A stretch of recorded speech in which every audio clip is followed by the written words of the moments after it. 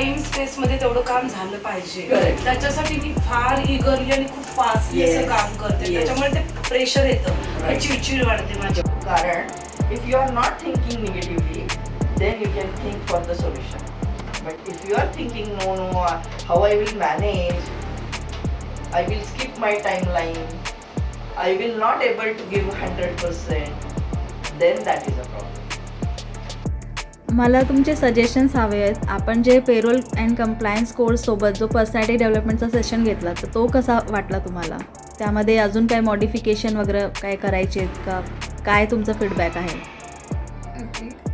Hello Pallavi ma'am, आपण personality डेव्हलपमेंटचं एक session केलं ज्याच्यामध्ये सारिका मिसने आपल्याला खूप छान गाईडलाईन्स दिल्या की आपण स्टार्टला म्हणजे जेव्हा आपण नवीन जॉईनिंगसाठी जातो तर तेव्हा त्याच्यात विचारले जाणारे वेगवेगळे प्रश्न किंवा काही प्रश्न आपल्याला समजत नसते तर तेव्हा कसं थांबून आपण उत्तर द्यायचं किंवा आपण त्यांना कसं विचारू शकतो की हा प्रश्न नाही कळला आहे तर किंवा त्याचा एक विचार करून आपण एक बेसिकली ठोकताळाने काहीतरी उत्तर देऊ शकतो असं.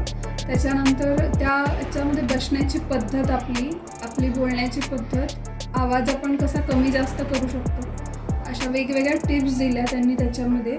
त्याच्यानंतर रायटिंग स्किल्स आपले कसे असले पाहिजेत रिगार्डिंग CV, की तुमचा CV कसा किती ह्याचा असला पाहिजे, किती शब्दमर्यादा पाहिजे त्याच्यामध्ये, ह्याच्याबद्दल त्यांनी सांगितलं. त्यानंतर तुमचा पेहराव कसा पाहिजे, की काय कंपनीमध्ये चालू शकतं की त्याच्यामध्ये अगदी घट्ट कपडे किंवा एकदम असे छोटे मोठे कपडे घालणं टाळण्यापेक्षा साधे सिंपल कपडे घालून तुम्ही जाऊ शकता. आणि त्याच्यासाठी तुम्ही ज्या पोझिशनसाठी तुम्ही जात आहे त्याच्यासाठीचं एक बेसिक नॉलेज तुम्ही घेऊ शकता आणि त्याच्या आसपासचं की त्या रिलेटेड समजा अकाउंटिंग आहे तर अकाउंटिंगशी रिलेटेड जर टॅक्स असेल किंवा अजून काही HR ॲडमिनचे प्रश्न असतील असे तुम्ही प्रिपेअर करून जाऊ शकता. अशा वेगवेगळ्या त्यांनी टिप्स दिल्या.